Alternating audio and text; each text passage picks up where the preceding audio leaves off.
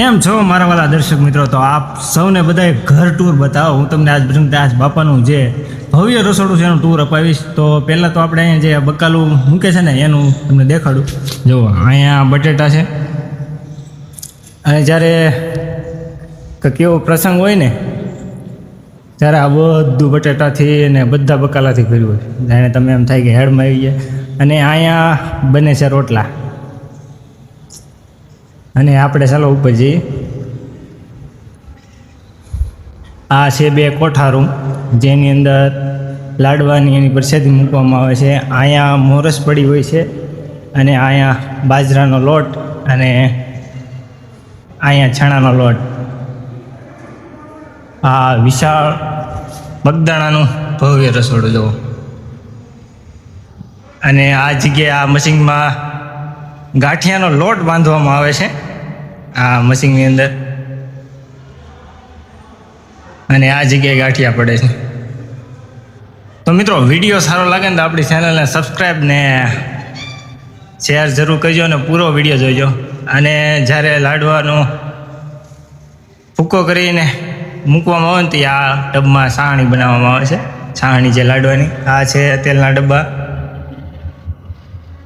આ ગાંઠિયા ભરવાનું છે, અને આ જગ્યાએ રોટલી બને છે. આ રોટલીની બધી ટીપું છે. જો અહીંયા ગેસનો ઉપયોગ નથી કરવામાં આવતો. આ જે છે ને એ હાથીનું ભૂસું છે. હાથી આવે ને એને પીસીને ભૂકો બનાવવામાં આવે છે, અને આ જગ્યાએ રોટલી બને છે, જે રામ રોટી.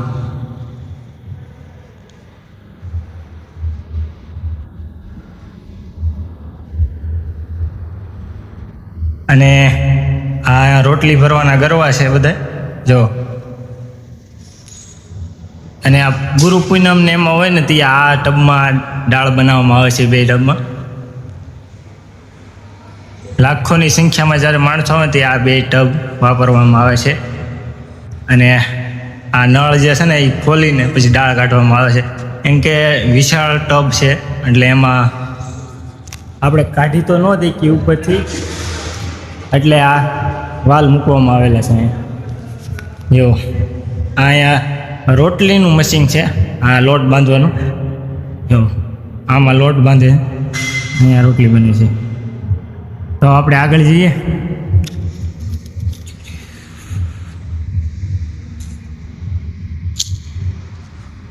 તો મિત્રો, આ જગ્યાએ જે લાડવાના જે લોટ બાંધીને મુઠિયા બનાવવામાં આવે છે ને એ અહીંયા તળવામાં આવે છે. એ તમે જુઓ, અહીંયા લાકડા પીડ્યા છે. આ ચૂલુમાં આવડા ટબ મૂકવામાં આવે છે, અને પછી અહીંયા તળવામાં આવે છે, જુઓ. અને જે બજરંગદાસ બાપાની જે પ્રસાદી જે લાડવા જે બનાવવામાં આવે છે ને ઈવડા ઈ જ તે ગેસની ઉપર જે ઓલું જે ગરમ કરવાની આવે છે ને સાહણી, એ બનાવવા. જુઓ અહીંયા પૂરી પડી છે. આજે ખીર પૂરીનો પ્રસાદી હતી. અને લાડવાના જે મુઠિયા તળાઈ જાય ને એ આમાં ઘંટીમાં કાઢવામાં આવે છે, અને પછી એમાં સાહણીને એવું નાખવામાં. અને હવે હું લઈ જાઉં છું ને રસોડા તરફ. જો આ છે ભવ્ય રસોડું.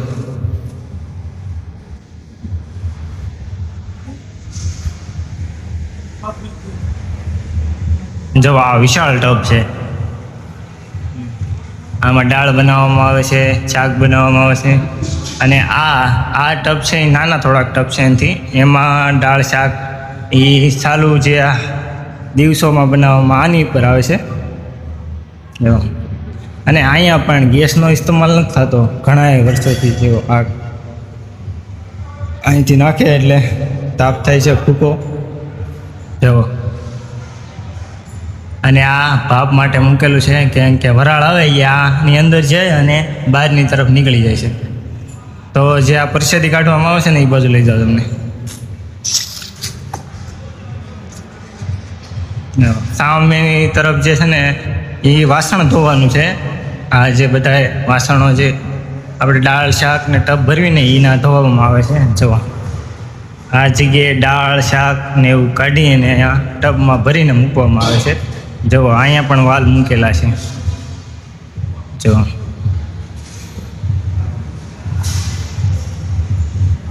આમાં દાળ છે, ઓલામાં શાક છે. કેમ કે અત્યારે 4 વાગ્યા છે એટલે છે નહીં એટલું બધું.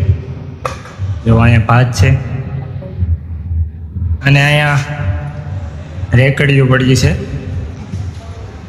જે પેલી છે એમાં લાડવા અને ગાંઠિયા ને એવું ભરવામાં આવે છે. આમાં શાક ને દાળ ભરવામાં આવે છે, છાશ ભરવામાં આવે છે. જો આ જે છે ને એ લાડવા ભરવાની છે.